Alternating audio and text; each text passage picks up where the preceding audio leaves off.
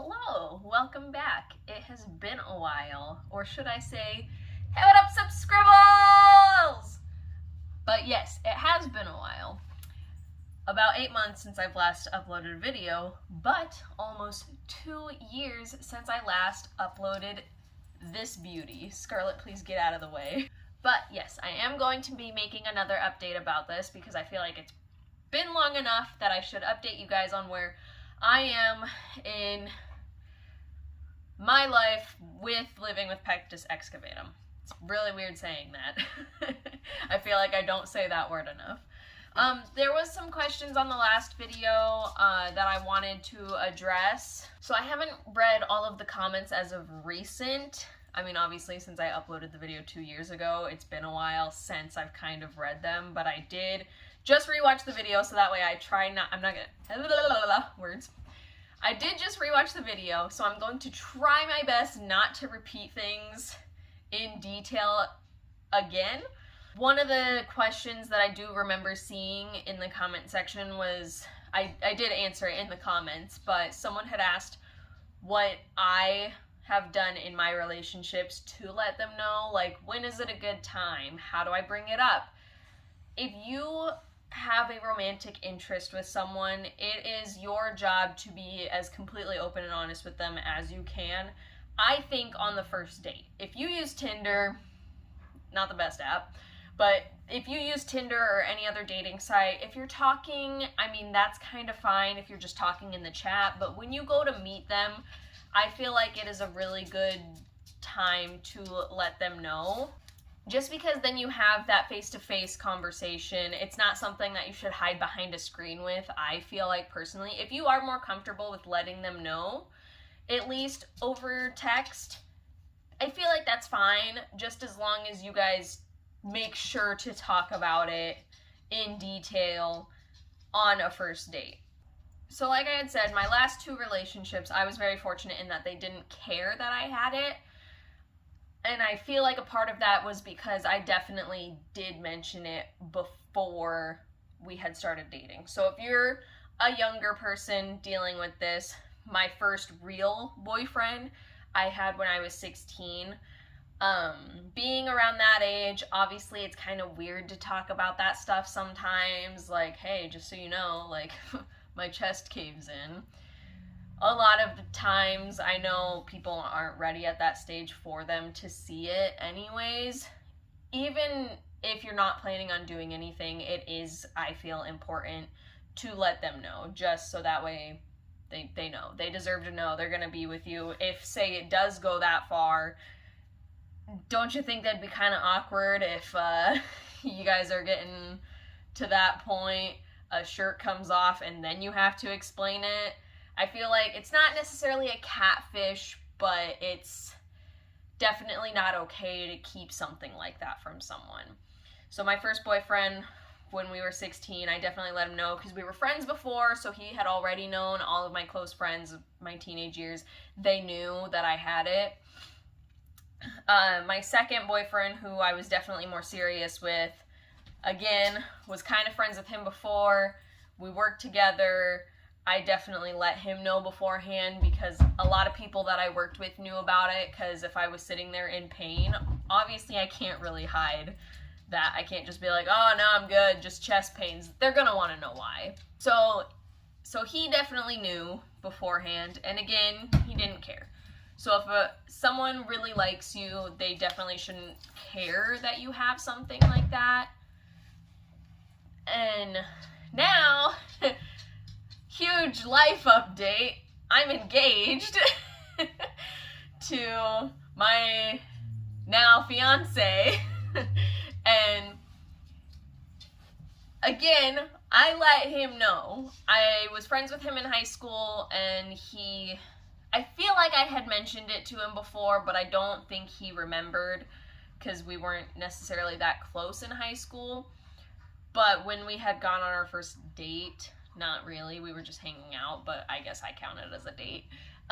When we had gone out, we were just walking like the skywalks, and so I had let him know, and at first he kind of like looked at me funny. He was like, what? And I was like, my chest caves in like this. So it's definitely something to mention. If you don't feel like you're ready to mention it, I mean, how serious are you wanting to be with this person then? So there's that. Relationship advice out of the way. Back to talking about where I am at now. So in the last video, I had said, like, when I was 18, I had gone and gotten testing done again for the second time. At the point in the video, I think where I was at was I was just talking to our family doctor, and he was just prescribing me different anti-inflammatory medications. He was just prescribing me different medications to try to help. I did end up trying, like, I believe it was the strongest anti-inflammatory medication that they have on the market. And I had tried even, like, arthritis medication. I'm on gabapentin currently. But again, same story as last video. Nothing was really helping. Another thing that I had done in addition to the anti-inflammatory medications was I had steroid shots injected into my chest on 2 different occasions. They hurt, but they were only working for about a month, maybe less at a time. So that doctor had decided it definitely wasn't worth it. In the last video, I had said that my heart and lungs were fine when we did those tests when I was a kid. I lied. Turns out I don't think I ever had tests done on my lungs, which would make sense as to why I have shortness of breath and sometimes it'll hurt to breathe when I have chest pains. The main focus when I was a kid, and again when I was 18, was my heart, because as a kid, I felt a random pain. It was over here. As a kid, you don't quite know what that is. So I immediately thought it was my heart, because that's where I felt it was in the area of my heart. So as a mom, my mom freaked out. She was like, oh my God, it is gonna kill her. And they had told my mom, oh, well, it's growing pains, her heart is fine. She won't ever need surgery because it would just be for cosmetic reasons. Well, come 18, as I said, you know, I went to Iowa Heart. They ran the same test, said the same thing. Makes sense because Iowa Heart, main focus is on the heart. So I don't think I had ever had tests done on my lungs. Obviously, if I'm going to be a candidate for surgery, they have to redo all of those tests anyways, which means they will be testing my lungs to see how it is affecting them. I still believe that my heart is probably fine, so that's not a big worry. So today I had gone to Iowa City, and they talked to me about what it's going to be like to have surgery.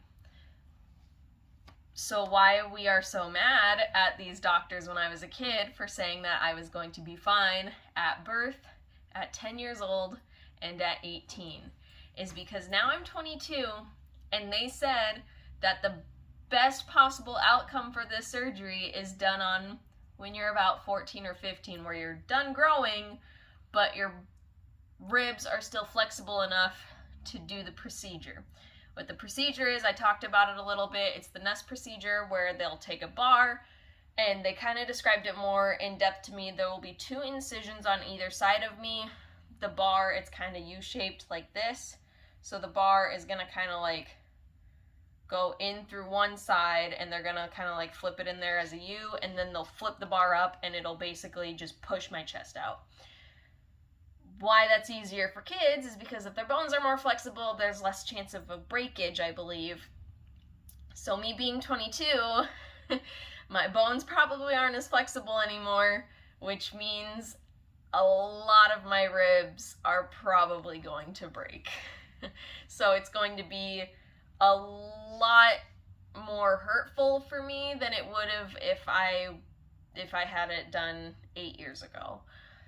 Which sucks, obviously, but they still believe that it would be very beneficial to me depending on what all of these tests say, and obviously depending on insurance companies if they want to provide it.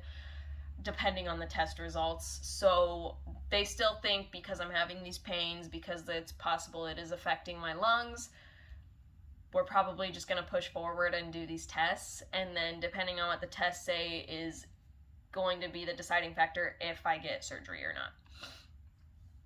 But they would rather do it now rather than later, because they said if you're like pushing 25 to 30, definitely not a good idea to do it anymore. I do believe that I've seen a video on YouTube of someone who had it done later on in life and it still worked for them. So I think I'll be okay. I really do believe that I will probably be okay.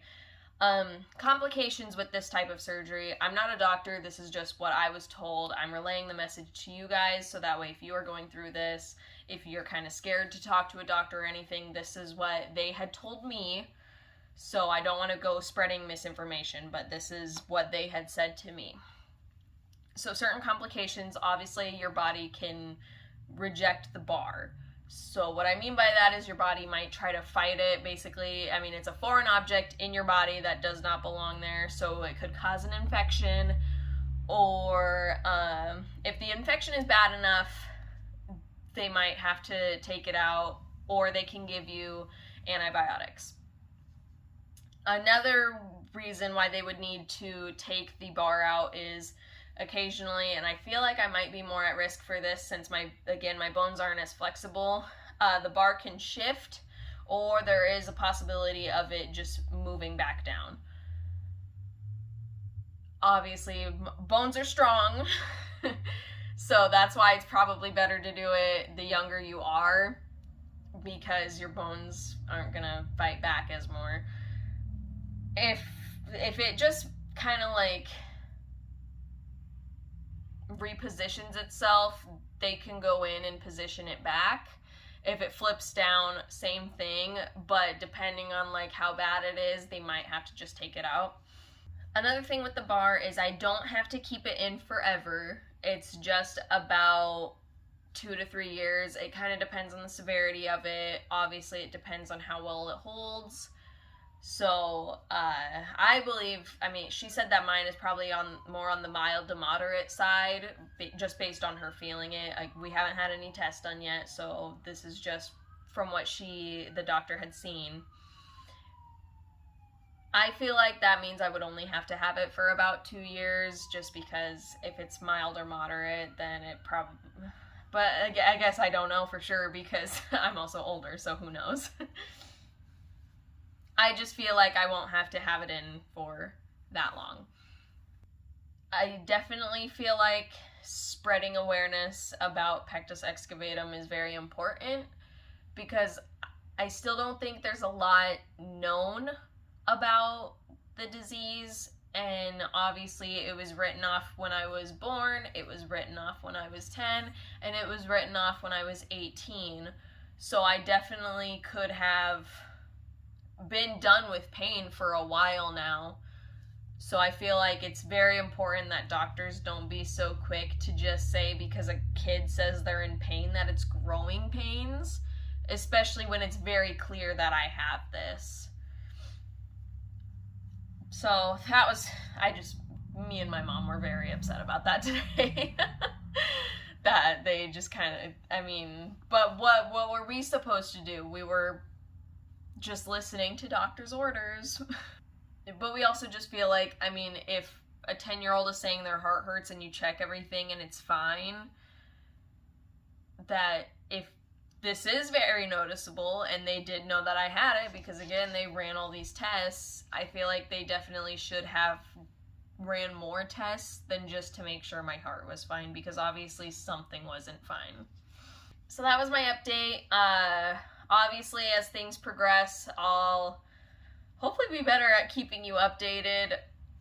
Next update might not be until, if I do get surgery, just because I don't feel like just making update videos test after test after test would be very beneficial. It's not going to be a very long video, but if anybody who has this has any more questions, if you don't have this and you have questions, obviously comment, and I could maybe do a answering questions video.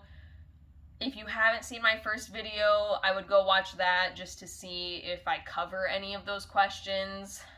So that's all I got. Update, it still sucks.